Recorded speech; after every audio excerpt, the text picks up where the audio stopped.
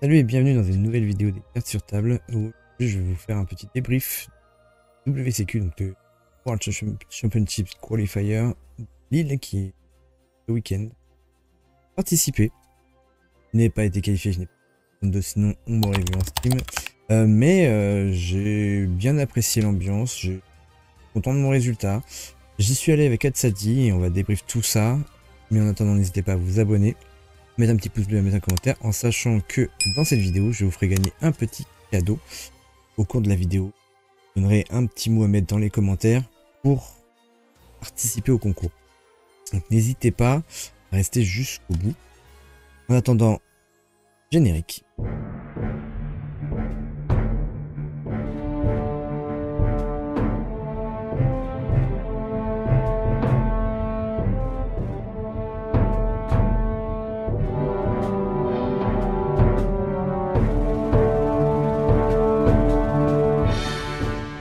Et nous voilà après le générique où on va débriefer en effet de ce petit tournoi. Donc on était 660 participants au tournoi. On n'a pas atteint les 1000. Un peu dommage, étant donné que c'est en France et que le premier tournoi d'Angers avait fait un gros score. Là c'est dommage que pour des qualifs de World on ne soit pas plus nombreux. Mais bon, ça peut-être montre un peu qu'il y a eu une baisse de régime, mais ce qui est normal d'un TCG. Que ça soit pas tout le temps dans le pic de la sortie, dans l'euphorie de la sortie. En tout cas, des retours que j'en ai eu, les gens ont apprécié. La communauté est vraiment bienveillante, dans la grosse majorité. Les petits, à part ce qui arrive, hein, il y a des compétiteurs qui sont là vraiment pour la compétition. Mais dans l'ensemble, on rigole, on peut s'expliquer, on débriefe après. J'ai même pu rencontrer des personnes avec qui je vais peut-être faire des choses à côté, ou même un étranger avec qui on discutait du problème qu'ils ont à eux à streamer, ou qui manque un petit peu de soutien de leur côté pour avoir du stream en anglais facilement, parce qu'il y a très peu de streamers apparemment, ou de créateurs de contenu anglais. Donc ouais, on a pu discuter comme ça, donc c'était vraiment bien. La salle était vraiment immense, alors peut-être même un peu trop pour la quantité de choses qu'il y avait sur place, que ça faisait, il y avait beaucoup d'espace un peu vide dans la salle. Il me faisait dire que c'était vraiment une grosse salle, peu d'activité à côté. C'est peut-être un regret. Peut-être un regret dans le sens où, pour moi, ça manquait un peu de décoration au vu de la grandeur de la salle. Il y avait des kakémonos pour les parties d'Equinox, il y avait des kakémonos pour Ludotrotter, il y avait des tables à droite, à gauche, par-ci par-là. Il y avait tout au fond de la salle de quoi se nourrir, mais il y avait deux stands. Il y avait un coin side event que je n'ai pas vu très rempli. Alors j'ai pas l'impression qu'il y a eu beaucoup de personnes qui ont quitté le tournoi principal pour aller faire des side events. Ce qui est très bien parce que du coup ça permet de montrer que les gens restent jusqu'au bout du tournoi. Mais dans l'ensemble, j'ai trouvé que l'espace faisait très vide parce que c'était vraiment une sorte de gros hangar. J'ai pas pris beaucoup de photos, je suis désolé. Mais ouais, ça faisait un gros hangar, il y avait au plafond le panneau des Worlds, vraiment, et après il y avait plus rien dans la salle où il y avait toutes les tables. Moi j'aurais bien aimé par exemple des décorations cartonnées, des héros peut-être en grandeur nature, en mode juste carton, tout autour de la salle. Comme ça chacun a pu faire des photos, selfies ou autres avec ses posters par exemple. Poster ou carton, mais ça aurait pu être bien d'avoir des choses comme ça. Alors est-ce qu'ils gardent ça pour les Worlds? Est-ce qu'ils n'avaient pas ce qu'il fallait pour le faire? C'est dommage, mais voilà, ça faisait un peu vide dans l'ensemble. Au niveau de l'organisation, Ludotrotter commence à avoir l'habitude d'organiser des tournois, ça a été très bien, on a commencé à peu près à l'heure normalement, parce qu'il y a eu un speech de début, il me semble que c'est un petit peu décalé le démarrage, mais ça devait commencer à 9h30, on avait tous rendez-vous, enfin on pouvait rentrer dans la salle à partir de 8h, sachant qu'il y avait le Tour de France qui démarrait et que la rue devant le Grand Palais était fermée, donc on ne pouvait pas accéder au parking et autres. Donc on a pu se guérir dans des parkings alentours qui étaient à 15 minutes à pied. C'est pas non plus dramatique. Mais ouais, Ludotrotter gère très bien l'organisation. Pas de loupé, peut-être un petit peu de lenteur à certains moments, mais parce que les matchs pour certaines personnes prenaient du temps. Mais dans l'ensemble, une très bonne organisation. Petit bémol, c'est pour le timer. Moi voilà, si je dois mettre un bémol sur l'organisation, il y en a deux, c'est le timer. Le timer il était que d'un côté, mais sur un mur où soit une personne le voyait directement, soit l'autre personne l'avait dans le dos. Donc pour la personne qui l'avait dans le dos, c'était très compliqué de savoir où on était au niveau de timing. Il fallait qu'il se retourne, qu'il se torde le cou. Alors que l'afficher des deux côtés, je pense que ça aurait pu être fait. Donc ça c'est un des petits bémols. Le deuxième c'est la sono. La sono, je ne sais pas pourquoi on n'utilise pas la sono des locaux. Parce que la sono des locaux est normalement bien dosée, donc il y en a partout dans la salle, tout autour. Ils sont venus avec deux enceintes mais qui étaient mis du même côté, ce qui veut dire que les personnes qui étaient à côté de l'enceinte se faisaient détruire les oreilles, les personnes qui étaient à l'opposé de l'enceinte n'entendaient rien du tout. Il y a des fois j'étais à l'opposé et ça parlait dans le micro, je ne sais pas ce que ça disait. Je n'ai pas su ce que ça disait. Donc ça c'est le petit bémol. Alors sachant qu'il y a des enceintes au plafond et tout, peut-être demander à la salle d'avoir accès et juste de mettre un micro dessus et blablabla et tout le monde entend quoi. C'est un des petits bémols que je pourrais que je regrette, mais c'est voilà, c'est à très minime au vu de l'organisation de ce qui était fait. Donc il y avait un stand ludotrotteur pour acheter des choses. Il y avait un stand pour les juges et notamment pour récupérer les lots à la fin, parce qu'il y avait des lots pour les 512 premiers, puis après tous les 256, 128, 64, 32 et puis toutes les moitiés d'autres, donc 16, etc., etc. Il y avait deux zones de stream, notamment plus pour la deuxième journée pour le top. Il y avait une table qui était streamée pendant les qualifs.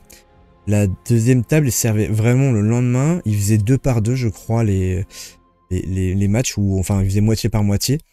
Et du coup ça permettait d'avoir 2 personnes en stream, ils pouvaient switcher de l'un à l'autre. C'était assez cool.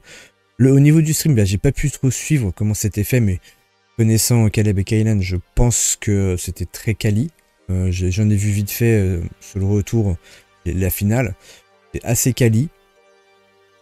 Le seul petit bémol, moi je trouve, c'est qu'ils étaient trop au cast et du coup des fois ça... Plusieurs personnes parlaient en même temps et on avait du mal à comprendre. Maintenant ça se corrige facilement et autres, mais pour moi un cast de tournoi comme ça, il faut être 2 maximum. Quand ils sont 3-4 en même temps, c'est vrai que ça fait des fois un peu redondant, un peu trop d'informations qui peuvent arriver d'un coup.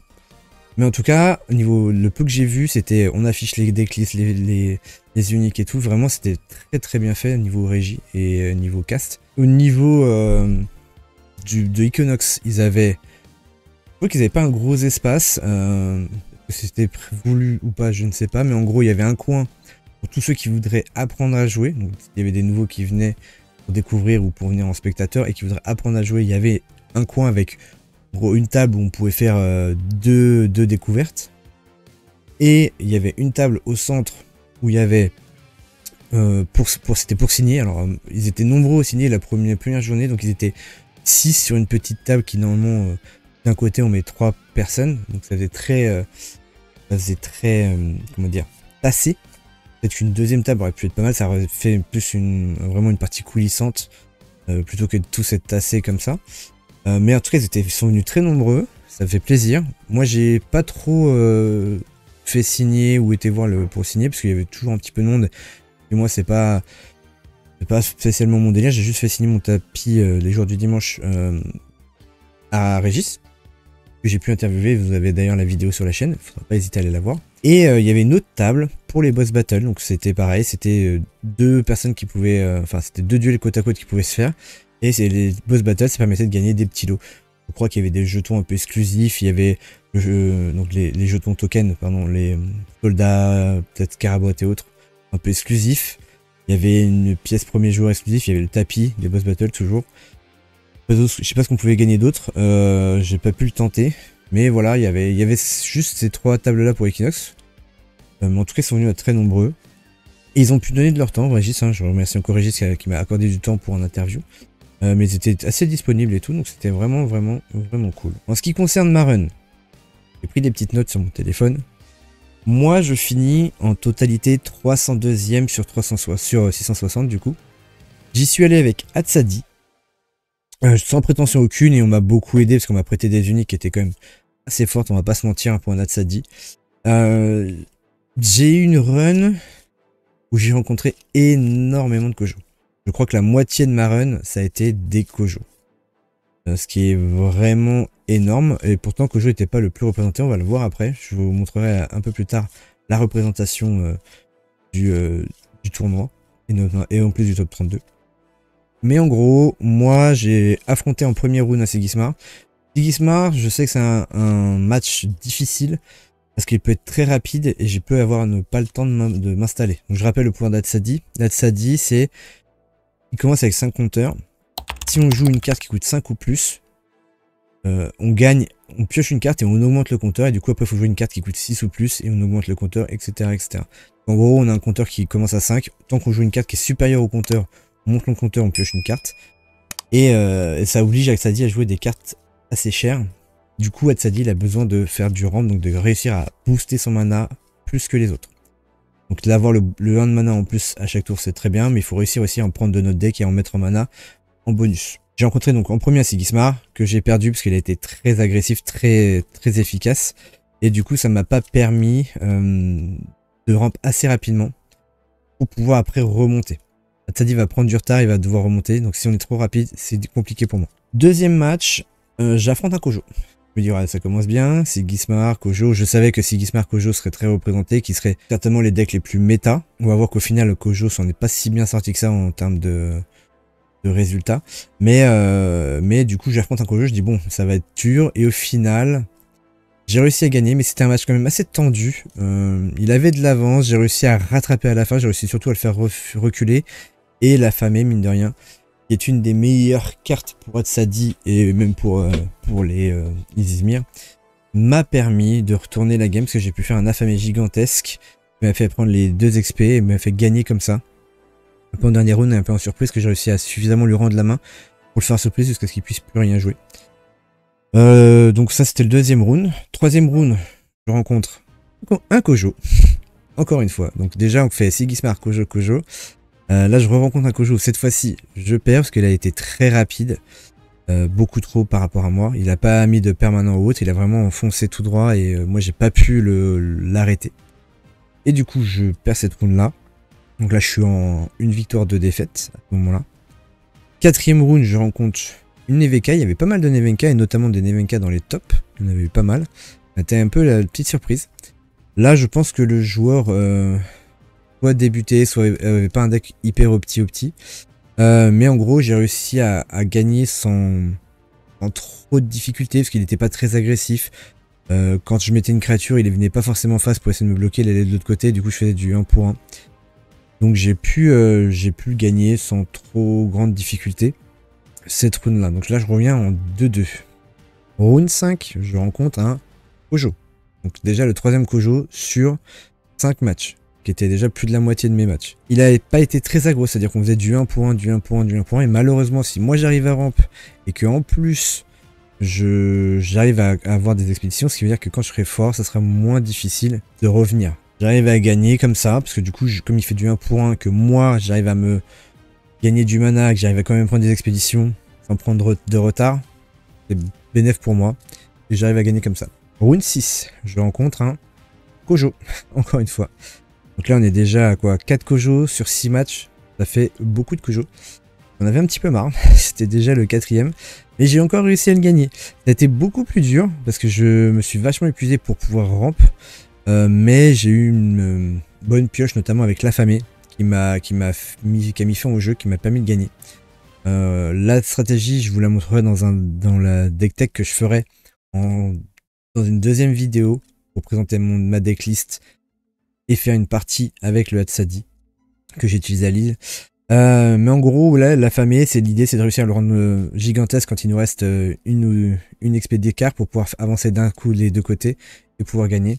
Et c'est ce que j'ai réussi à faire malgré que j'étais épuisé. Et ça m'a permis de gagner encore une fois contre un Kojo. Donc là, pour le coup, moi, ça me montrait que j'avais un match-up assez favorable contre les Kojo. Là où j'avais un petit peu peur.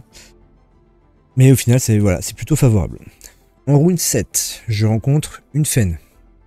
Fen, c'est assez difficile, parce que mine de rien, Fen, ça a du contrôle. Ça a le dodo qui est pour pas très cher. Ça peut réduire le coût des cartes, donc même s'il a plus de mana, il a encore des choses à faire. Donc au final, c'est une pseudo-rampe, c'est-à-dire quand il a une martingale en réserve, quand il a une étude en réserve, bah, il a déjà 2 de mana de plus.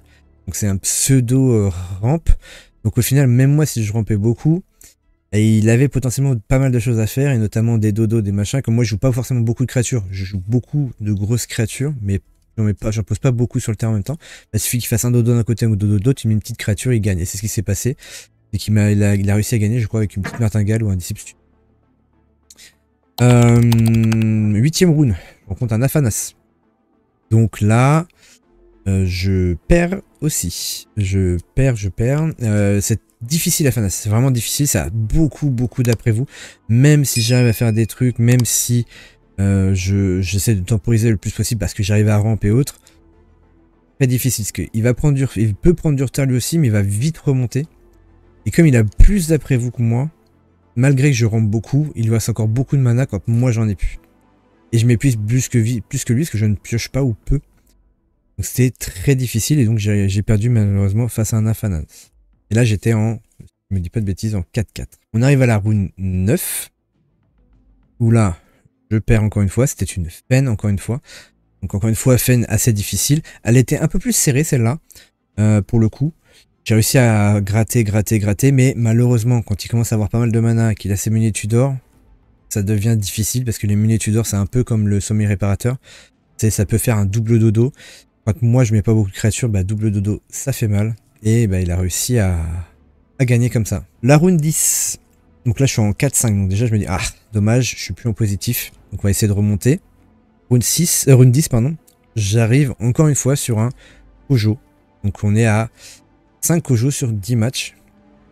Donc la moitié de mes runs là. Et cette fois-ci, je le gagne aussi. Pareil, c'était un Kojo qui a malheureusement eu pas sa sortie aggro. Il m'a dit qu'il aurait pu jouer aggro s'il avait eu sa sortie aggro, mais il a pas eu sa sortie aggro. Il a pu ramper un petit peu, mais beaucoup moins que moi. Et moi, j'ai une rampe très forte, notamment avec les uniques qu'on m'a prêté. Ça m'a permis justement d'être suffisamment efficace et de faire un peu comme les autres qui n'ont pas été très aggro, c'est-à-dire du 1 pour 1 ou du 1-0, je lui laisse prendre un peu d'avance, mais c'est pas grave parce que je sais que j'ai les Sakarabro qui peuvent le faire reculer et ça me permet de revenir et de gagner. Et le dernier match, c'est un Sigismar. Donc j'étais revenu à 5-5, je me dis Sigismar, ah ça va être dur, je vais repasser en négatif, je vais faire un 5-6 en 5 victoires 6 défaites. Mais par surprise, j'arrive à gagner ce Sigismar là.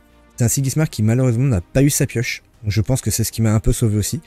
C'est que s'il a pas de pioche, il a que des petites créatures. Et s'il a que des petites créatures, bah moi je vais pouvoir passer au-dessus avec mes grosses créatures. La gestion qu'il a, je mets quand même très peu de jetons. Je joue pas les hydres typiquement, donc je mets pas de jetons. Donc le retrait de licence me fait pas peur. Il me fait peur surtout pour l'affamer. Mais sinon, à part ça, il me fait pas très peur. Du coup, j'ai pu réussir à gagner comme ça et j'ai pu revenir dans la game grâce à ça et à gagner cette game. Et donc je passe en positif en 6-5. Donc c'était un objectif que je vise moi quand je fais des tournois, des gros tournois comme ça. Moi, c'est un peu l'objectif principal que je vise, c'est d'être en ratio positif. En termes de victoire-défaite. Si je peux pas être en ratio positif, par exemple, je fais une run vraiment sale et que je fais que perdre mes games, je vais arrêter le tournoi principal pour aller faire des side events. Parce que moi, mon but, c'est vraiment au moins les ratios positifs. Et après, aller le plus haut possible, c'est ce qui est le plus intéressant. Donc voilà, avec un Atsadi, je finis en 6-5. Atsadi, vraiment plaisant à jouer. Je l'avais déjà joué un petit peu, mais je l'ai vraiment beaucoup joué lors de ce tournoi-là. Comme je fais peu d'entraînement, je fais pas des tonnes de BGA. J'ai pu vraiment découvrir Atsadi à ce moment-là. Et Atsadi, il y a beaucoup de départs qui peuvent être difficiles ou qui peuvent être différents. On peut avoir des départs un peu agressifs où on va pas prendre trop de retard au début et tout en réussissant à ramper un petit peu. On peut avoir des départs un peu plus rampe direct, mais dans ce cas-là, on va prendre un peu de retard. Vraiment, c'est vraiment très plaisant à jouer. Il y a des choses à faire. Je pense pas que ça sera méta tout de suite. Mais en tout cas, il y a des choses à faire. Et donc mon tournoi se termine là, sur un 6-5. Très content de moi en tout cas. Ma première journée se termine comme ça. J'avais prévu d'y aller le dimanche. Le dimanche, on s'était mis d'accord avec des amis que si on passait pas en top 32, pardon, on allait faire du 3v3. Donc le dimanche, j'ai fait du 3v3 avec des amis. Donc une personne qui jouait Afanas, une personne qui jouait Gismar et moi qui jouais Atsadi. Je suis resté sur Atsadi. J'avais hésité à basculer sur Syrah, mais Atsadi, j'ai bien aimé le jouer, donc je suis resté dessus. Pour le 3v3, pour ceux qui ne connaissent pas comment fonctionne le 3v3, en gros, le 3v3, c'est 3 adversaires, 3 alliés, enfin 2 alliés avec nous. Avant qu'on commence le tournoi du 3v3, on choisit chacun une lettre A, B, C. Le A affrontera toujours le A de l'autre équipe, on ne change pas en cours de route, c'est-à-dire que si on commence, on est un tel et A, il sera toujours A jusqu'à la fin du tournoi. Donc le A affronte le A, le B affronte le B, le C affronte le C. Et ça sera toujours comme ça. C'est que la personne qui est au centre, c'est-à-dire le B, a un rôle hyper important. Pourquoi? Parce que le A a le droit de communiquer avec le B. Le C a le droit de communiquer avec le B. Le B peut communiquer avec le A et le C. Donc il peut dire, bah tiens, moi je garderais plus cette carte là en main, tiens je jouerais ça plutôt que ça, tiens je ferais ci, je ferais ça. Donc en fait on peut s'entraider entre nous, mais sauf que le A et le C n'ont pas le droit de parler entre eux. Il n'y a que le B qui peut parler avec tout le monde, et les autres parlent que avec le B. Donc c'est pour ça que c'est un rôle assez important, et tout ce qui est communiqué doit être dit à l'oral et doit être compréhensible pour les autres. En sachant que nous on a affronté à un moment donné une équipe d'Italiens, donc on a communiqué en anglais pour que ce soit facile pour eux de comprendre ce qu'on disait, et puissent peut-être se faire des idées de ce qu'on pourrait avoir à jouer en main, et eux communiquer en anglais vis-à-vis de nous pour qu'on comprenne aussi. Donc vraiment très intéressant, le 3v3 est un format que j'aime beaucoup. J'aimerais bien que des boutiques en mettent en place parce que c'est vraiment sympa à jouer. On a fait un très beau parcours. Donc c'était 7 matchs pour le 3v3. Il y avait 64 équipes pour 128 normalement possible. Oui, après c'est plus dur de trouver 128 équipes x3. Mais on était 64 quand même équipes x3, donc ça fait quand même pas mal. On a fait, si je dis pas de bêtises, 5-2. Oui, on a dû finir en 5-2. C'était pas sûr qu'on passe en 5-2, ça dépendait du goal average qu'on allait avoir. En gros, c'était les 8 premiers qui étaient qualifiés. Donc pour être sûr d'être qualifié, il fallait faire 6-1 ou 7-0. On a fait 5-2, dans les 5-2, il y en avait 3 qui passaient et on a réussi à passer. Donc on est passé en top 8 avec nos 5 victoires parce qu'on avait un bon goal average, c'est-à-dire que les adversaires qu'on a affrontés ou contre lesquels on a perdu ou contre lesquels on a gagné ont réussi à eux aussi à faire de bons résultats. D'ailleurs, il y a une équipe, l'équipe qui a gagné le top 8 était une des équipes qu'on avait affrontées lors de la run. On avait réussi à gagner. On les a réaffrontés en premier match du top 8. Malheureusement, on a perdu contre eux, donc on est directement sorti du top 8. Donc on a fini la 7ème position. Mais du coup, on gagnait le tournoi. Donc comme ils avaient un bon goal average, c'est grâce à ça qu'on a pu passer en top 8. Et ça nous a permis de gagner des lots. Des lots assez intéressants, il y avait des boosters. J'ai pu gagner une piste foil du 7-1. On va la voir un petit peu là. Elles sont vraiment très belles. Vraiment très belles. Alors, il y a le fond vert qui malheureusement élimine les couleurs. On a ça. Hop là, pardon. Ouais, on a des belles pistes. Derrière, hop, ça c'est toujours le côté, c'est toujours la même chose. Mais sauf que les pistes de tumulte, derrière, estampillé World. Donc vraiment très très belles. Et donc on a gagné, il y avait ces pistes là à gagner, on les a gagnés en top 8. Et on a gagné des héros promo. Ça c'était à gagner pour tout là, je crois que c'était le top 32 qui gagnait ça.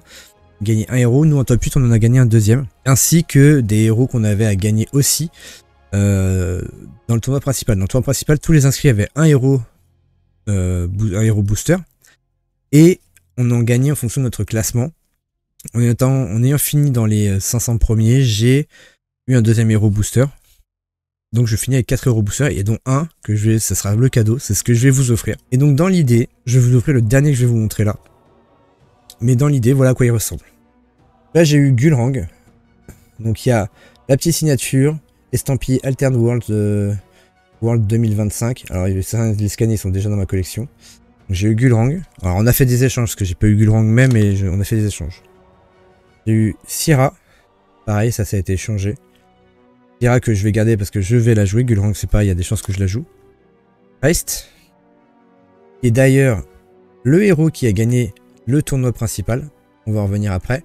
Mais c'est une Trest qui a gagné le héros principal. Et enfin, le héros que je vais vous offrir dans la vidéo. En concours, ça sera Kojo et Bouddha. Que je vais vous offrir. Pour pouvoir participer au concours. C'est un peu comme d'habitude, c'est-à-dire qu'il faut être abonné, mettre un pouce bleu et un commentaire. Mais dans le commentaire, cette fois-ci, on va changer, c'est que je vais vous demander de mettre un hashtag. Et donc, vous allez pouvoir marquer hashtag WCQ 2025. WCQ pour World Championship Qualifier. Donc, vous mettez un commentaire, vous mettez hashtag WCQ 2025 et le commentaire que vous voulez. Et vous serez inscrit pour le concours qu'on tirera dans la semaine. Donc on fera certainement un short pour trouver le gagnant. Et je vous enverrai le Kojo en physique. Et je vous transmettrai la propriété numérique, bien évidemment. Donc pour ça, on prendra contact avec vous. Donc il faudra rester en affût sur les commentaires de la vidéo. Donc voilà ce que vous avez à gagner. Donc je rappelle un petit Kojo.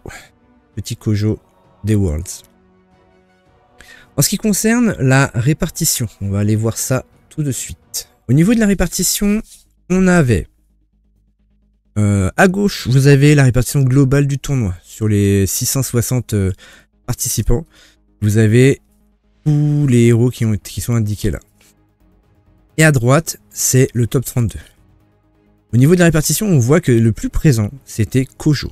112 participants de Kojo. Au niveau de Sigismar, il y en avait une centaine, 87 Sigismar, 100 Afanas, 63 Teja, 63 Fen, 40 Trace, 31 Gulrang, 29 Atsadi, il y avait quand même pas mal d'Atsadi, j'en ai pas croisé d'autres, 28 Sierra, 26 Bazira, 23 Lindiway, 19 Nevenka, 16 Akesha, 11 Rin, 8 Orak, 6 Subash. Les seuls héros qui n'étaient pas présents, c'était Waru et Arjun. Donc c'est les héros qui sont les plus boudés. En termes de héros présents, enfin de factions présentes représentées, on est à 74 pour Muna et pour Axiom on est à 40 plus 28, donc on est à 68 plus 6, 74 aussi, donc c'est les deux factions les moins représentées, je pense. Un peu moins de... Pareil, après, les Lyra sont aussi pas peu représentés. Les grosses représentations, ça va être forcément Avos, Izmir et Ordis, au vu de la quantité des gros héros représentés. Par contre, ce qu'on va regarder, c'est le top 32, c'est le taux de conversion. On va regarder un petit peu le taux de conversion. Le taux de conversion, c'est quoi? C'est j'ai tant de héros présents dans le tournoi principal, combien sont passés en top 32? Eh bien, on voit que par exemple sur les 63 Fen, aucun n'est passé en top 32, ce qui veut dire que le taux de conversion pour Fen, c'est de 0%. C'est-à-dire qu'il y a beaucoup de personnes qui jouent Fen, beaucoup de personnes qui aiment bien Fen, certainement, mais qui malheureusement n'ont pas passé en top 32, donc n'ont pas performé avec Fen. Alors attention, performer c'est un bien grand mot, parce que s'il finit 33, 34, 35, ou enfin dans les 60 premiers, ça reste déjà un très beau score. Hein. Mais voilà, c'est le taux de conversion pour le top, malheureusement ils sont à 0%. Pour Kojo et Bouddha, eh bien il n'y en a qu'un qui est passé. Un seul qui est passé, ce qui veut dire que ça fait un taux de conversion de à peine 1%, même pas complètement. Donc ça veut dire qu'on est à moins de 1% de taux de conversion. Sur les 112, il n'y en a qu'un seul qui est passé. Il est vraiment peu en taux de conversion. Dans le top 32, moi ce que j'aime beaucoup déjà, c'est qu'on voit pas mal de héros différents. D'ailleurs, on voit qu'il y avait un héros de chaque Bravos, il y avait un Kojo, il y avait un Bazira, deux Bazira et un Atsadi. Là où les autres sont représentés que par un seul héros. C'est-à-dire qu'il y avait que une Nevenka, il y avait une Teja, il y avait 4 Trace, il y avait 8 Sigismar et 14 Afanas. Donc le taux de conversion par exemple de Sigismar, c'est à peu près 10%. Le taux de conversion de Afanas, c'est 14%. Le taux de conversion de Trace, c'est 10%. Le taux de conversion de Bazira, c'est à peu près 10% aussi. Le taux de conversion de Atsadi, bah, c'est un peu moins de... C'est moins de 1%. Non, de 10%, pardon. Ça doit faire 5%, quelque chose comme ça. À peu près, je sais, j'ai pas calculé. Mais voilà, on voit que ceux qui ont le meilleur taux de conversion, ça reste Afanas, Sigismar et pour le coup Trace aussi, un bon pourcentage de conversion, même Bazira au final. Donc on est à 10%.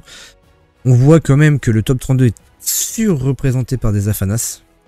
Alors après, au vu de la quantité et du coup du taux de conversion, c'est normal qu'on en arrive à autant.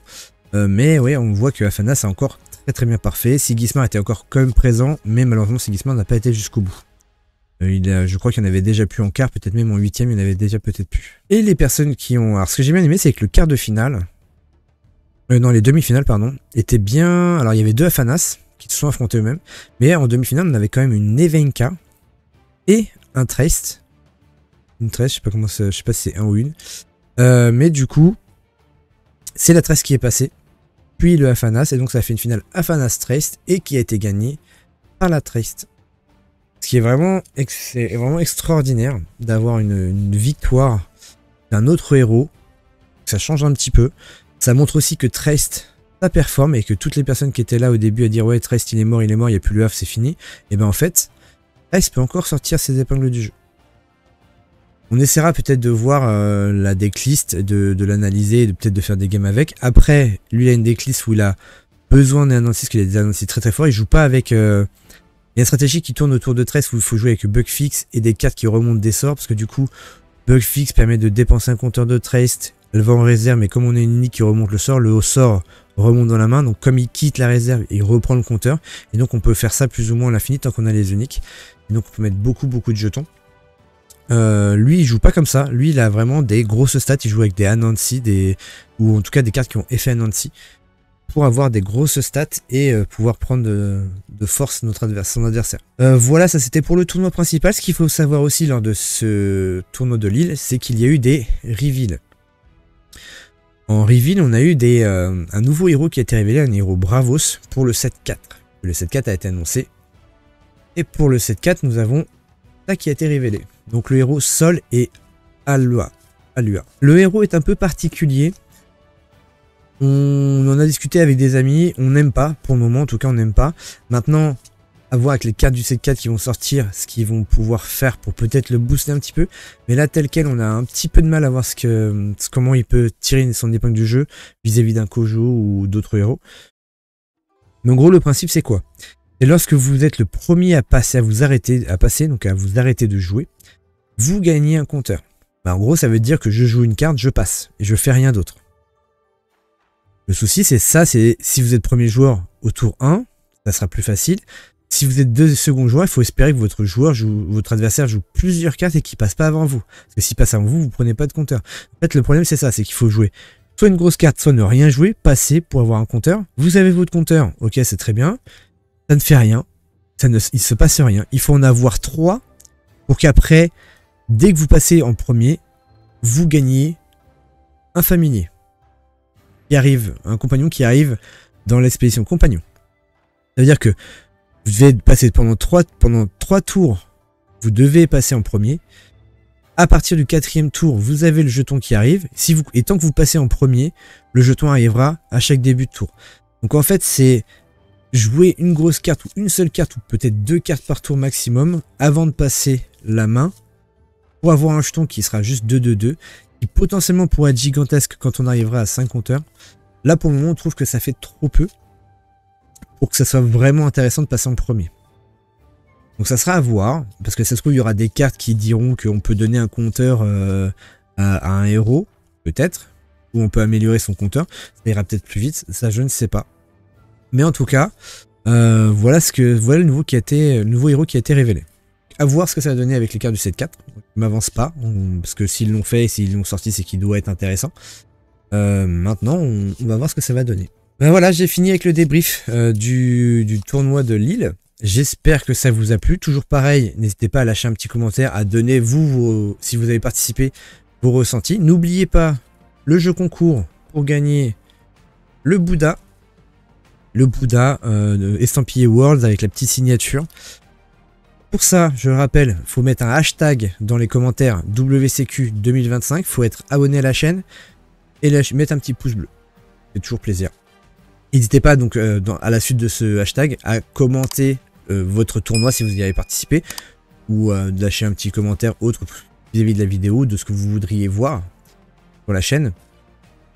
N'oubliez pas non plus le partenaire MaxiRêve qui, grâce à MaxiCST, le code, vous pouvez avoir 2% sur leur site, sur tout leur site, normalement. En attendant, moi je vous dis à bientôt, portez-vous bien, et ciao!